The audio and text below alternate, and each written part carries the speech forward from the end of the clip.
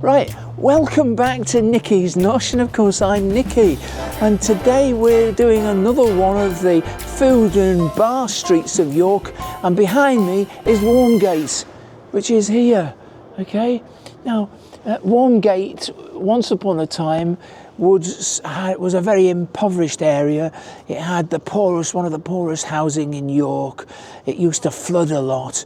It was very close to what is now called the Foss Islands Road, and it was a flood area, so all the poor people would live here. But also, it was a feeder street, looking after all the people who attended the cattle markets. Now, that meant there were, once upon a time, 74 houses in York. 72 of them were pubs. One was a doss house, and I'll explain the doss house another time, and the other one was a brothel. So if the drovers who'd driven the cattle and the sheep to the York cattle market had any money left, they'd either blow it on women or they'd blow it on booze. And since there were 72 pubs and only one brothel, they would generally be blowing it on booze. And so each of these houses was effectively a pub. Tiny little pubs. But the one part of the head of Walmgate is this building on my left, which used to be owned by Stubbs Hardware. It was built a long time ago, probably in the 1800s, because Fossgate, which is the street, well, I'm pointing towards it myself. Beyond, here's Walmgate, Fossgate's there, was always the merchant street, and this was on the edge of that merchant quarter. They were supplying all sorts of hardware, so they'd be supplying hardware to farmers, they'd be to builders and everything else. It was sort of a builder's merchants, and they were massive, and they used to have these fantastic shelves going right up the scene. It was like something out of, if you've seen the Two Ronnies sketch where they call it the Four Candles, it was straight out of that, but it was like 10 times as big. They wore those brown coats. For a long, long time, this stood idle, and then Loch Fyne opened up. And Loch Fyne were here for quite a number of years, but then all of a sudden Loch Fyne, the whole company of Loch Fyne, went belly up. And when I passed here in September, this was all empty, but now it looks marvellous. So I'm going to cross the road, and we're going to have a quick look. Here we have the rather splendid Stubbs building, and it's been now taken over by a company called Marzano. Now it's a listed building, and you can see it's an Italian restaurant. Again, I've got to visit the place, haven't I? But let's walk down a little bit, down Walmgate, and you can see another pub over on the road there, the Red Lion. Now, it's the first pub I ever went to when I came to York in 1972, and it is another one of these very tiny pubs. But it's just come up for sale. It is ancient. It's a listed building, quite obviously, but you can get a chance to have a quick look at it. A lot as York, they have a lot of real ales, and look at this as a pub. But looking beyond there, we've got many other eating establishments. We've got Bergsy's Burger House, and the smell is delicious. We've got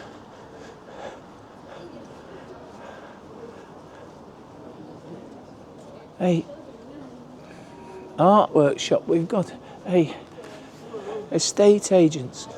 We've got, it's not as gentrified as Fossgate is, but it's still quite gentrified. Then we have a Japanese restaurant. There only used to be one Japanese restaurant, now we've got quite a few. Lovely Japanese restaurant here. This is an ancient thing called the Watergate Inn, primarily because it used to flood this whole area used to flood. And then we go a little bit further and we come to, let's push the door, see. Oh no, it is open. Hello. Right, so we've got some croutons, we've got salt cod brandard. Oh, which right, is okay. just salt cod and some potato mashed together, which can make either a main dish, which will be warm with some veg, or as a like dip, like how we've got it here. And then to top that all off, we have a black olive and tomato tapenade. So if you want to help yourself to a bit of each. Oh, that sounds lovely. Thank you. So would you mix the two together or not? Mix the two together. You can have them separately. It's more up to you for however you'd like to do it. So it's like a fish cake, but a nice runny one. Yeah. Yeah. Okay, that's good. Right, let's give it a try. This really looks nice. So let's try this. Mmm.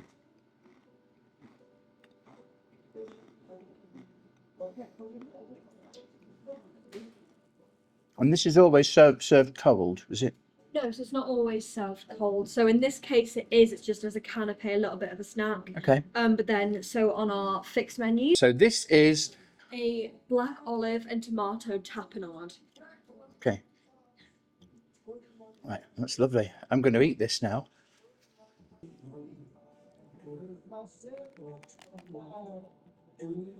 Mmm.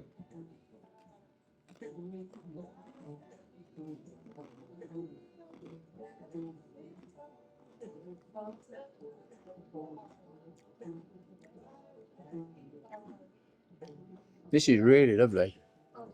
Little favourite. I think this would be my favourite, this one.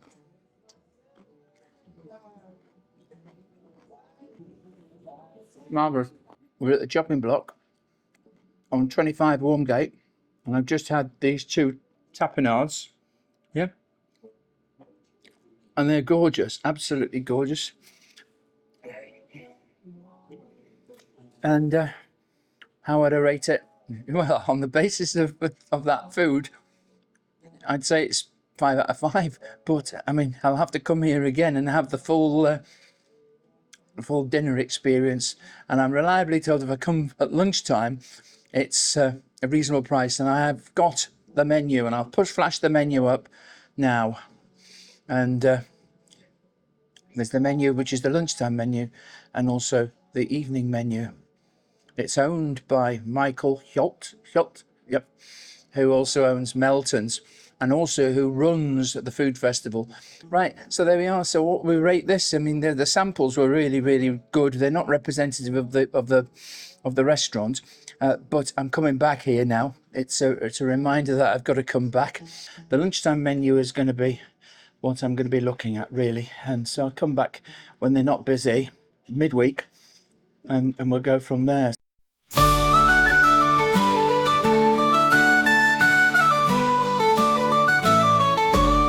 Woke up this morning feeling alive. Nikki's notes to make me thrive. Breakfast, lunch, and dinner too. With every bite, dreams come true. Nikki's notes, oh what a delight. For the meals of your life, day and night. Taste the joy in every bite. Nikki's notes makes everything right.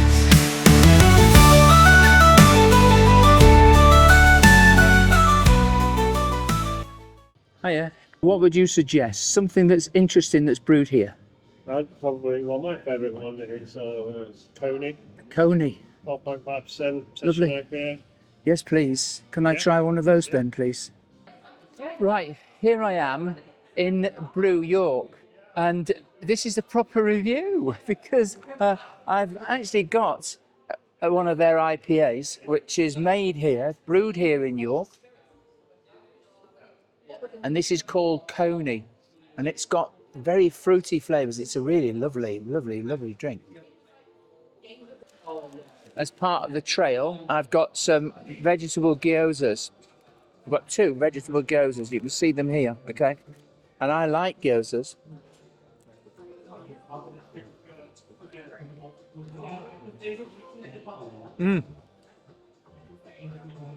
I interviewed the young lady who was serving me, and she explained they're a local company based in York, started in Pocklington, and now they've got some outlets in York, Harrogate, and in Leeds. But this is really up my street. I can imagine myself going back and having a proper meal here in a very few moments and having a full pint of beer as well. This is delicious. A gyoza is a sort of a parcel, and you can have duck gyozas and you can have vegetable ones. And obviously there's a sauce on top of this. Who knows what that sauce is? And there's some chilies on there as well. Very mild ones, because I'm not a great fan of chilies, but these are okay. These are really, really nice.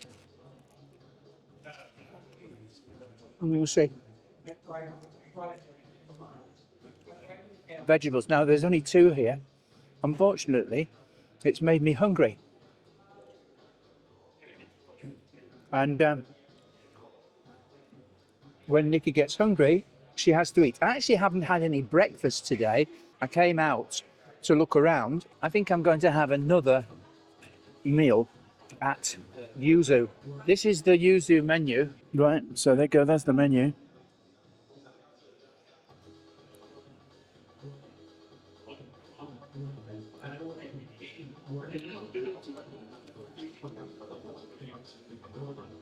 And they do fried chicken, but obviously Korean.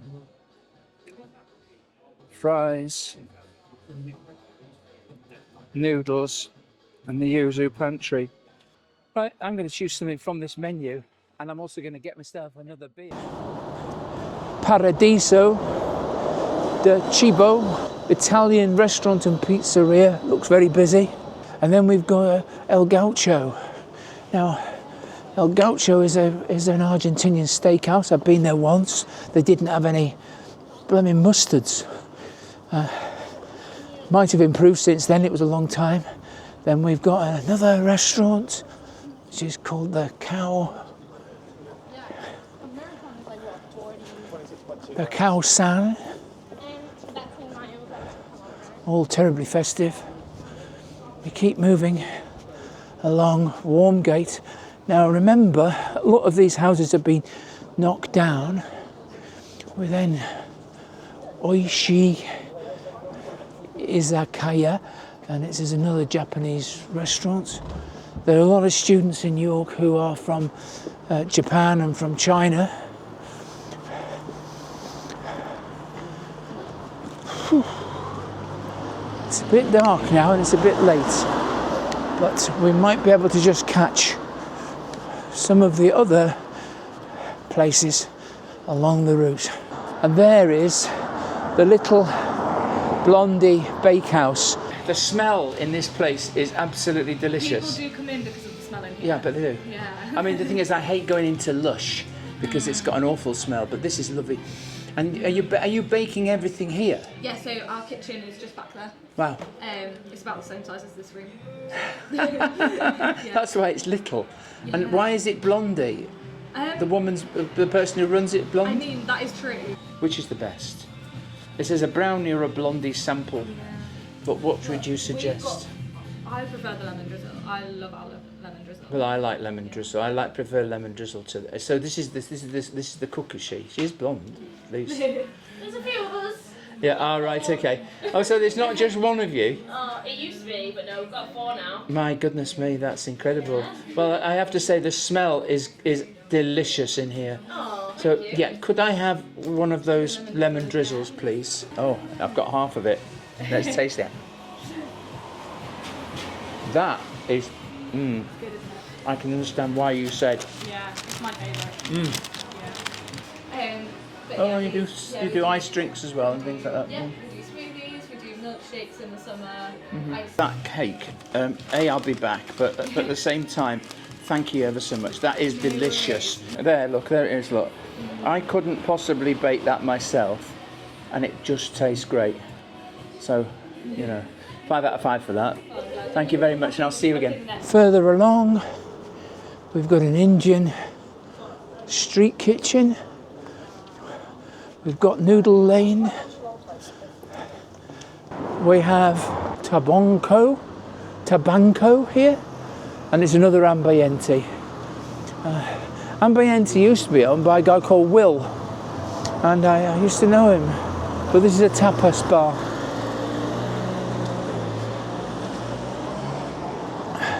You can eat night and day here, because obviously in the mornings you can go to a sandwich bar. And then we finish at the Biga, coffee and pizza, al taglio and more. And it is an absolutely wonderful place. And we have done a tasting of their food. Their mushroom arancini is marvellous. They do takeaway food, spinach calzone, pepperoni, margarita, garlic buns, and then they do sweets.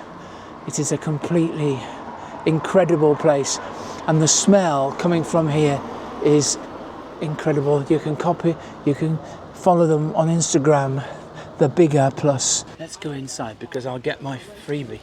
Hello there. This is a sample. truffle mushroom arancini. That's that one that's like a This is dome. the proper size, yeah. Oh, look at this. This is absolutely gorgeous. I really love mushrooms. Really. Yeah. Can I This try is it? our signature and Is it? bestsellers. Yeah. Is it? This, look at this. This is mushroom arancini, and I'm going to taste it. Oh. Right, look at that. So we've got rice, yeah, Yeah. mushroom. Onion, garlic, some spice. I can give raw risotto rice. Now I am making shake. Oh, there's a. This is She's marble making the like fresh it. ones. Look, that's Yeah. the fresh one. Look, that's Yeah. being made. Look. It looks marvellous. Oregano? The oregano is one. Oregano in there, yeah. And parsley. Would Beautiful. you like to try? No, I've got this one though. Thank you. Okay, thank you. Thank you very, very much. Well, I wasn't anticipating seeing these things being made. Yeah. This is gorgeous, and you can eat in as well if you want Yeah. to. Yeah. So that big dome one. How much is the big dome one? The big version of this. 550. 550. Okay. Yeah. But there's enough there for 2 people, isn't there? If you ever need a caretaker, I'll come and be the caretaker. Look, thank you very much. Thank you very much. And you have a good have a good evening at home. Thank you now. Bye bye. And there we are. Now, beyond here, the restaurants sort of come to a stop. Obviously, we're now on kebab houses, burger places. This is the Hotel Indigo. So if you're staying in York, you can stay at the Hotel Indigo. Don't know what the prices are. It means that you are very close to the city. I'm not certain that they have any parking, and parking is obviously a premium. And then we've got this place here. Now this used to be called the Spread Eagle. I'm fairly certain it used to be called the Spread Eagle, and it's now called Yemen Heaven, and it's a cafe and restaurant now. Yemeni food is really quite delicious because of course it's the Gulf, the Arabian Gulf, but beyond now, Walmgate, all of these areas, we're coming to an area where obviously land clearance did away with the properties that were here because they were slums. All these are modern shops. Now I'm only walking down here to show you that there are some other buildings which are historic. So if you want to see beyond the food quarter, walk a little bit further down Walmgate and you will see this place here. Now you can see it. Can you see there? It's very Tudory, and this is original, it's not mock. You know, it is the original article. Let's go over and have a little look.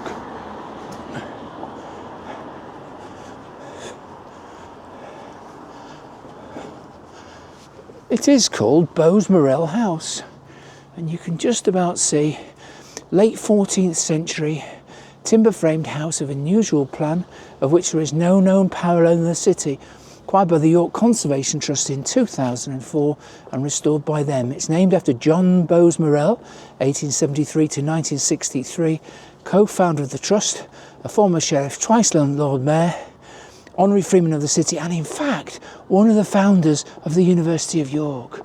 You can actually go in and have a look in here if you want to. So there, again, a little bit of history to wrap up our little walk down Walmgate. And here we've got the only remaining Barbican. Of all the walls and gates into York, of course the gates of York are called bars. All the streets are called gates. It can be very confusing. But this is the only Barbican that is left in York, because they knocked them down to punched holes in them to make way for cars to come in and out. And when I first came to York, you could go through, cars would drive through the Barbican.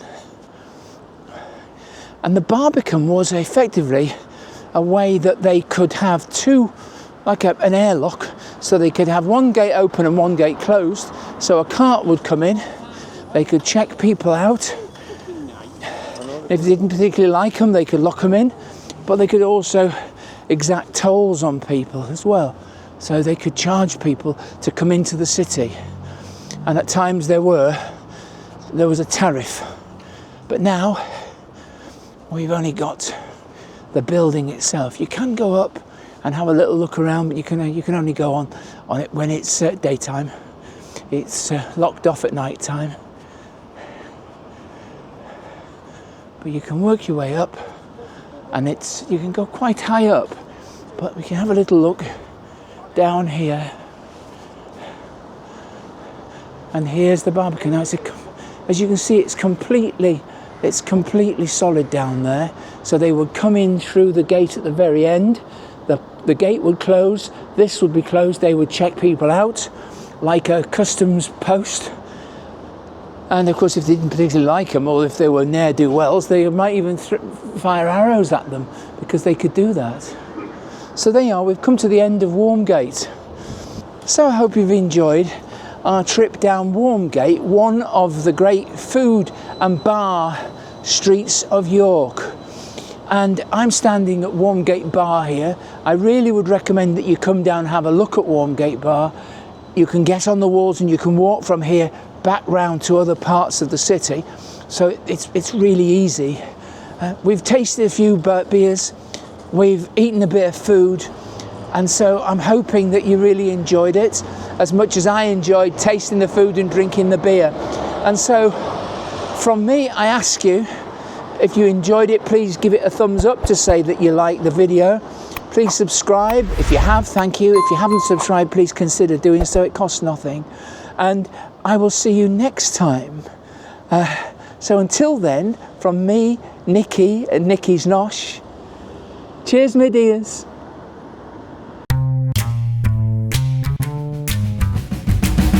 Please subscribe to Nikki's Nosh and like, comment